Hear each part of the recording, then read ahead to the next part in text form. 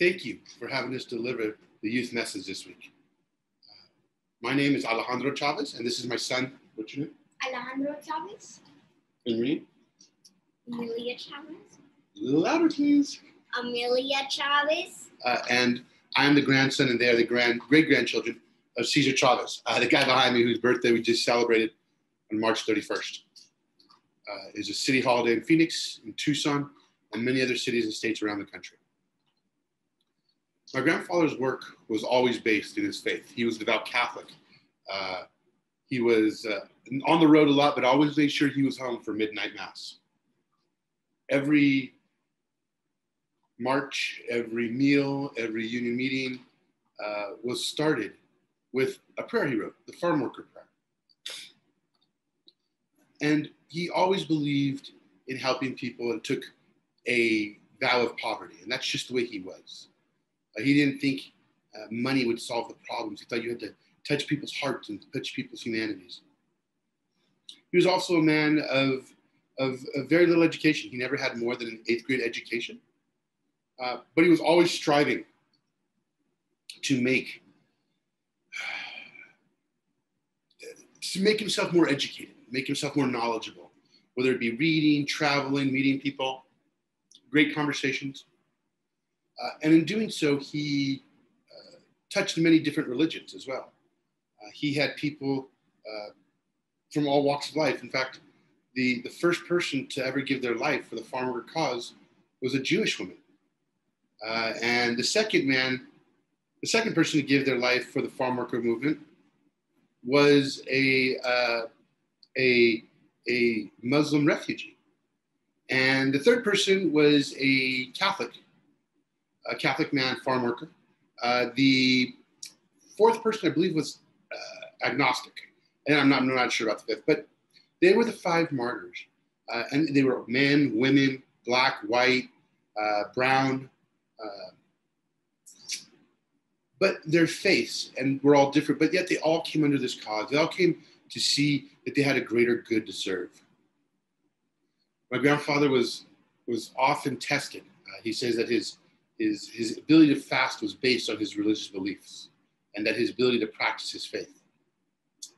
And much like what we're celebrating today, I think my grandfather was, in many ways, when he fasted for days, he went through what we're seeing right now. He went through, it was 36 days for him for he fasted, not 40. Much to Jesus's life, sacrifice in the name of others is what they did. And that's what my grandfather's life was. And Jesus' life was basically the same, a sacrifice for others. And we've seen it throughout history. These people like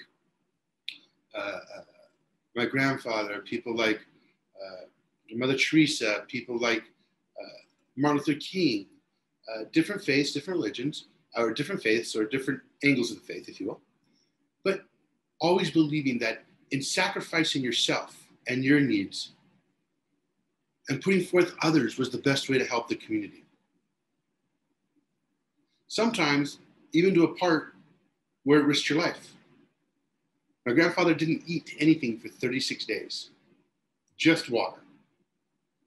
And when I spoke at their school, both your guys' school, the way I give people a idea of 36 days at their age is think about February 1st if you started fasting February 1st. 28 days, 6 more, wouldn't eat again to March 6th. But you do it not because, or he does it because he was protesting the pesticides. It wasn't because he wanted something specifically.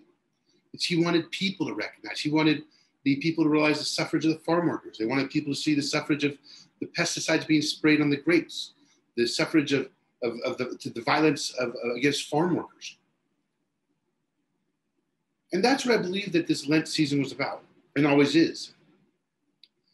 Not just about the sacrifice you make for yourself, but in sacrificing for yourself, what are you able to help your community do, help others around you do? As we look back on his life,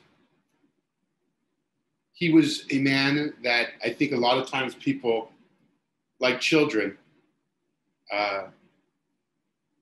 sometimes can forget or think that nonviolence is a passive way of life, that resisting fighting is weak. But that's not the case. My grandfather proved that and said that nonviolence is one of the hardest actions ever. If someone hits you at school, it's kind of your natural reaction to push back, right? Right? If someone were to push you at school, wouldn't you kind of feel like you should defend yourself? And it's a natural thing, right? So to stop yourself from hitting somebody and to use your words or to be able to walk away, those are powerful and very hard.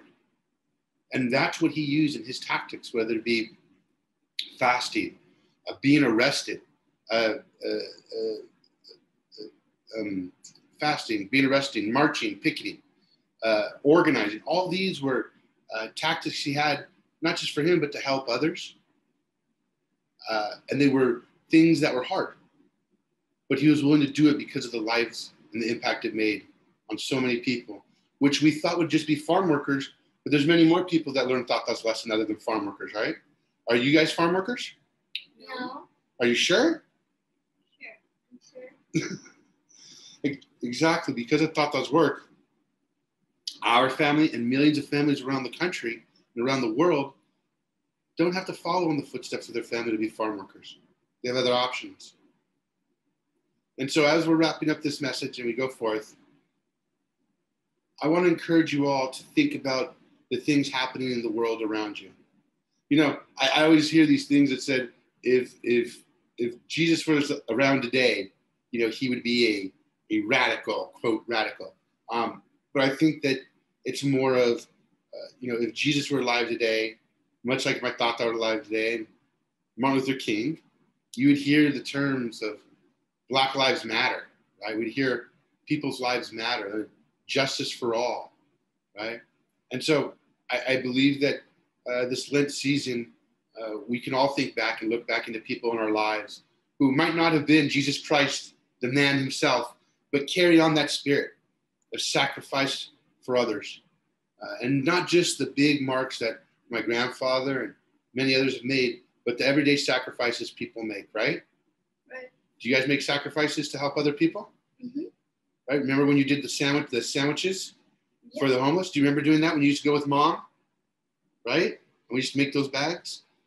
That took a lot of time, right? We had to go store shopping, but it's okay because that was a sacrifice for others, right? It was okay. We were willing to do that to help others. So I encourage you all to take this back and know that you too carry that in you, just like my grandfather did, just like the children do. You all have that piece of Jesus Christ in you that allows you to be able to put other people forward. And sometimes your sacrifices help so many others, and that's just what we could use more today. Thank you so much and have a great Easter. Everyone say bye. Bye. Bye.